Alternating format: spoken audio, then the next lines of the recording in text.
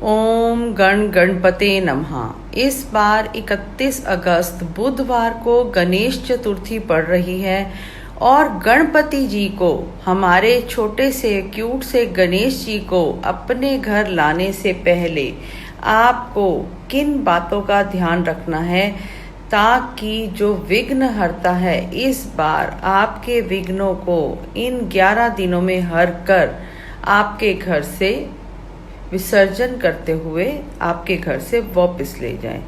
दुखों को हरने वाले गणपति जी को सबसे पहले तो कोटि कोटि प्रणाम।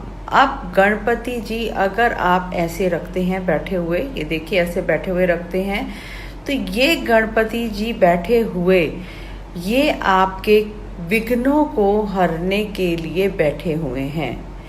दूसरा, अगर आप लेटे हुए गणपति जी लेके आते हैं तो आप ये सोचिए कि आप आराम से बैठे हुए हैं और आप लग्जरी लाइफ को जी रहे हैं। तो चॉइस आपकी है कि आपने ऐसे गणपति जी लेके आने हैं या लेटे हुए गणपति जी लेके आने हैं।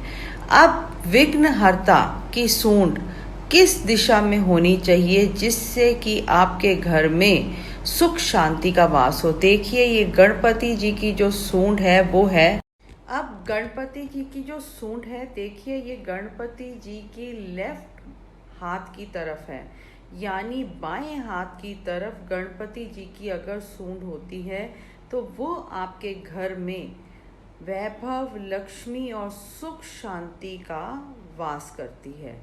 अगर यही सूंड गणपति जी की राइट हैंड की तरफ हो यानी दाईं तरफ हो तो उस गणपति जी को अगर आप घर लेके आते हैं उनके लिए आपको बहुत हार्ड एंड फास्ट नियमों का पालन करना पड़ता है जो हम घर में रहकर उन नियमों का पालन नहीं कर सकते हैं।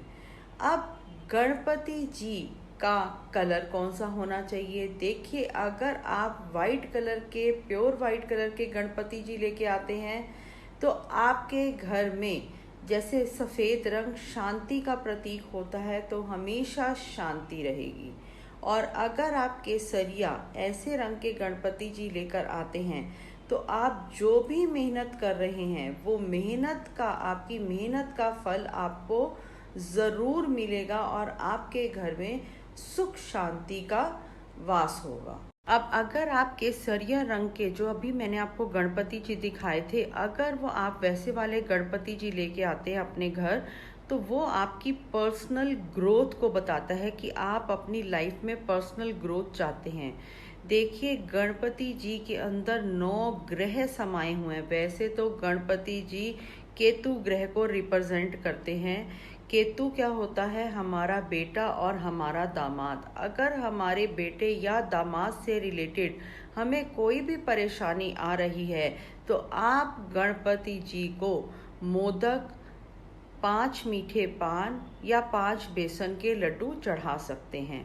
साथ में आप उनको दुर्वा घास चढ़ाएं जो उनकी अति प्रिय घास है। देखिए गणपति जी के अंदर ही 9 ग्रह समाये हुए हैं, तभी हम कोई भी शुभ कार्य करने से पहले अपने गणपति जी को थाल पर बनाते हैं और साथ ही गणपति जी के द्वारा एक शुभ कार्य का आवाहन करते हुए ओम गण गणपते नमः का जाप करते हैं। अब जो गणपति जी हैं उनका मुंह बहुत बड़ा होता है, वो सूर्य को रिप्रेजेंट करता है। गणपति जी के कान बड़े बड़े होते हैं, जैसे हमारी माँ सबके मन की बात सुन लेती है वो उसको रिप्रेजेंट करते हैं। आंखें छोटी छोटी होती हैं, जैसे कि सब कुछ इंसान बड़े गौर से देख रहा है, यानी जो छोटी छोटी आंखें होती हैं हम कहते हैं ना कि देख कर चलो, तो वो राहु ग्रह को रिप्रेजेंट करता है। जैसे राहु ग्रह कहीं पर भी अगर देखने लग जाता है तो वहीं की ऊर्जा आपको देना शुरू कर देता है। जैसे गणेश जी का मुंह छोटा सा है तो वो बुध ग्रह को रिप्रेजेंट करता है। कहते हैं ना सोच समझ के बोलो।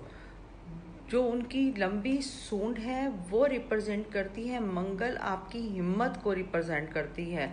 जो उनका मोटा पेट है वो केतु को, यानी आपके अंदर ही चीज़ें समा जाना, जो उनका क्यूट सा फेस है वो शुक्र ग्रह को रिप्रेजेंट करता है, कि वो उनकी क्यूट सा फेस या क्यूट उनकी जो लुक है वो शुक्र ग्रह को रिप्रेजेंट करती है। आप एक बात देखिए कि जो हमारे गणपति जी हैं उनके अंदर 9 ग्रह समाये हुए हैं।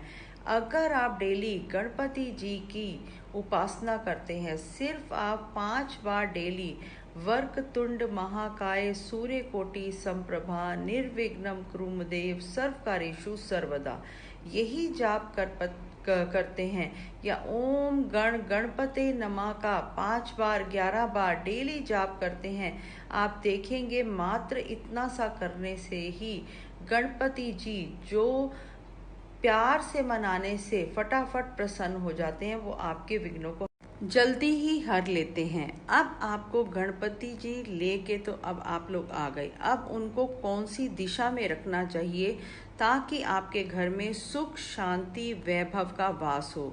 देखिए, गणपति जी या तो आप नॉर्थ में रखें या नॉर्थ ईस्ट में रखें, पर अगर हो सके तो गणपति जी का मुंह नॉर्थ की तरफ होना चाहिए। अब आपको गणपति जी का मुंह कभी भी अपने मुख्य द्वार की तरफ नहीं करना चाहिए, क्योंकि गणपति जी जहाँ देखते हैं वहीं की ऊर्जा वो लेने लग जाते हैं। तो अब आप नॉर्थ दिशा की तरफ अगर आप गणपति जी का मुंह करते हैं तो वो जो दिशा होती है वो पैसे के आने की दिशा होती है। तो गणपति जी का मुंह अगर वहाँ होगा तो उधर से आपको पैसा आना शुरू हो जाएगा।